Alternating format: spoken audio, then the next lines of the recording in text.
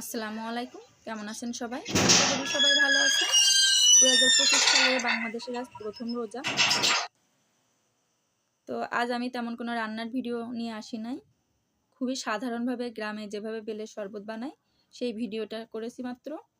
এখানে দেখলেন যে গ্লাসে বা মগে পানিটা দেওয়া হলো, তার ভিতরে একটা বেল ফাটিয়ে নেওয়া হয়েছিল, নিয়ে সেটা হাত দিয়ে ভালোভাবে চটকে পানির সাথে মিশিয়ে নেওয়া হয়েছে। এখন সেখান থেকে বীজ এবং আঁশগুলা আলাদা করা হচ্ছে। আপনারা চাইলে এটা সেকেও নিতে পারেন, কিন্তু এভাবে ছাকলে তেমনটা আসলেই ভালো লাগে না, যেহেতু হাত দিয়ে চটকে নেওয়া হয়েছে শুধু পানিটাই যাবে সেকে নিলে, সেজন্য এখানে শুধু বীজগুলো হাত দিয়ে আলাদা করে নেওয়া হচ্ছে। গ্রামে এইভাবেই করে থাকে।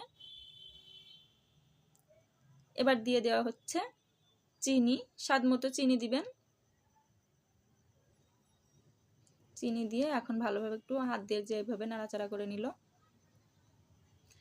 আজকে শরবতটা আমি তৈরি করি নাই, শরবতটা মা তৈরি করেছিল, আমি শুধু একটু ভিডিও করলাম, এই আর কি।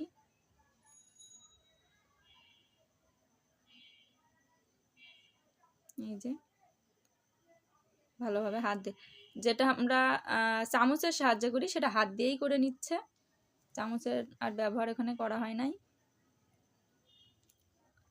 দেখছেন তো। এই যে রেডি হয়ে যাচ্ছে বেলের শরবত। আমার এই খুবই সাধারণ ভিডিওটি যদি আপনাদের ভালো লাগে তাহলে পাশে থাকবেন। ধন্যবাদ সবাইকে যারা ভিডিওটি দেখেছেন।